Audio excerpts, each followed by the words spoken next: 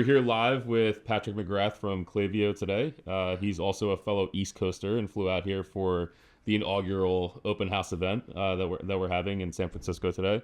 Patrick, can you do us a favor and tell us a little bit about your use case at Klaviyo and sort of what you work on specifically? Yeah, definitely. So I'm a lead software engineer in the data platform group at Klaviyo, specifically working on segmentation. Our charter ultimately is to make services and query interfaces that enable feature teams at Klaviyo to operate on our customers' data and to bring insights out of that to our customers, focusing specifically on segmentation. So we operate a large ClickHouse cluster where we'll replicate most of Klaviyo's data into this cluster and then execute analytical queries against it to compute segments. And then we'll keep them up to date in real time as well. That's great. Can you talk a little bit about segmentation? So, when I go around and I talk to customers all day, whether it's here, whether it's actually, just on the computer in a remote setting, we hear segmentation over and over again. And ClickHouse is a great solution for segmentation. Can you talk a little bit about like how you guys use segmentation and what you guys do with that and why you think ClickHouse is a great solution for segmentation? Before about 3 years ago, our previous solution for segmentation effectively involved reaching out to a bunch of different transactional data stores and checking whether profiles qualified for certain criteria. But then you'll notice that the compute time there increases quite a bit for larger companies because you're making a lot of network calls. And the solution that we had was also really expensive. And so we explored ways of optimizing that and landed around ClickHouse. So we replicate data from transactional data stores into ClickHouse. And then when it comes to actually computing a segment, we just execute effectively a single query and we can compute that segment in 1 second now. Yeah, so again, like the value point for segments, our customers want to be able to first identify trends in their customer base, but also interact more meaningfully with their customers. And so a lot of that is about targeted marketing. So creating a segment of users that qualify for certain criteria and then targeting them. And ClickHouse powers the engine for that. That's fascinating. Yeah, at previous meetups, you spoke about a little bit of like the scale at which Klaviyo operates, which is on the larger magnitude of scale. Can you talk a little bit about that scale here? Yeah, so we ingest billions of records each day. We generate hundreds of billions of segment memberships each day. The ClickHouse cluster that we're operating, our company, we have a few different clusters, but the cluster that we're currently operating, it's 192 nodes. Yeah, bi-level sharded, lots of EBS volumes. That's big. Yeah, lots of data. Yeah. Interesting. So, you guys operate this. You guys have operated this on-prem for quite some time. Obviously, coming to Open House, you see all of our announcements around like BYOC.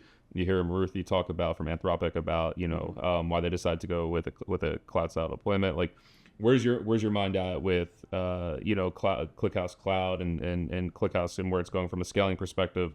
And is there anything that excited you out of today's presentations that you think you want to bring back to the Klaviyo team? Yeah, I think there's a lot of benefits to being able to leverage object storage, which you have with ClickHouse Cloud. Having the separation of compute and storage allows you to scale compute elastically. You don't have to manage EBS and virtual machines yourself. All of that's really neat. I think the idea of also being able to defer compaction to like spot instances or other compute so that you're not performing compaction or merges with the compute that's serving queries is also really interesting and something enabled with the separation of compute and storage. And it was neat to see that. I think it's either on the roadmap or something coming up for ClickHouse Cloud. So a lot of really cool things there. Outside of that, what's been your favorite session so far, or your favorite talk to listen to? Or features, go wherever you want with that one. Yeah. There's been a lot that's been really interesting. I can speak to two things. I think there's sort of been this understanding that generally with ClickHouse, updates and deletes are sort of an anti-pattern because parts are immutable. It's been neat seeing all of the work that the ClickHouse team has been doing to sort of change that paradigm. I think like in one of the new releases that's coming up, you're adding like block level patching, which will make it easier to perform updates with only marginal increases in query duration, about like 20%, which is really neat to see. So sort of addressing that need to update records in ClickHouse. Yeah, the second one, I was watching one of the demos where you were leveraging the new ClickHouse MCP server to write questions in natural language and then have it execute queries against ClickHouse. And I think it's really interesting, like opening up a world of data to customers, and that's something Klaviyo is interested in as well, like making our customers' data useful to them so that they can understand who their customers are. And so it's neat to see some parallels there. Yeah, fascinating. I'm glad you brought that up. Just kind of like where we're going with ClickHouse and some of the strides that we're making. Out of curiosity, operating a large cluster that you guys do, what's one thing that keeps you up at night? Yeah, I mean, frankly, like when something goes wrong, it's not usually ClickHouse. It's usually some of the orchestration tooling that we have around it, or ingestion into ClickHouse or things like that. Yeah, I mean, I think like resharding is something that is challenging. Yeah, like when like you're manually sharding your cluster. Yeah, there's a lot of challenges there. So yeah, that's the answer.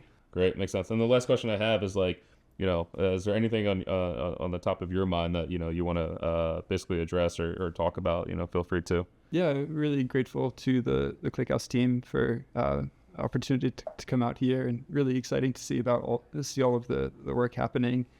It's a tough question, yeah. So yeah, I mean, I can speak to that a little bit. There was a demo earlier about the connector between Postgres and ClickHouse, which enables you to like store transactional data in a transactional data store and then replicate that easily to ClickHouse for analytical queries. And I thought that was really interesting, just the simplicity of the architecture there with, I guess, click pipes, I think. I think it's really neat because it opens up a world of query possibilities that you can support transactional queries with your Postgres database, your transactional data store, and then execute really quick analytical queries against ClickHouse, which like solves so many needs, and it's neat to see the ease of adoption of that. I guess we've made such a large investment in that, and again, I've seen these folks that they start with their Postgres deployments. They just kind of shove all their data into Postgres, and queries are usually relatively snappy from the beginning, right? Like they have sub-second response times even for these analytical queries. And then what ends up happening over time is that as their data grows, they go from sub-second to 1 second to 5 seconds to 30 seconds to 1 minute, and these customers are they become so unhappy, right? And it's almost like analytics are a second-class citizen. And I think what ClickHouse is doing is we're basically saying like, hey, your analytics don't have to be a second-class citizen. Just basically integrate this stack of Postgres and ClickHouse together and make a better decision from the beginning, and let's make it easy. So it's been really great to see our investment as a company into that pattern. Yeah, 100%. So Patrick, thank you so much for coming out here. It's always great to see you. Of course, yeah.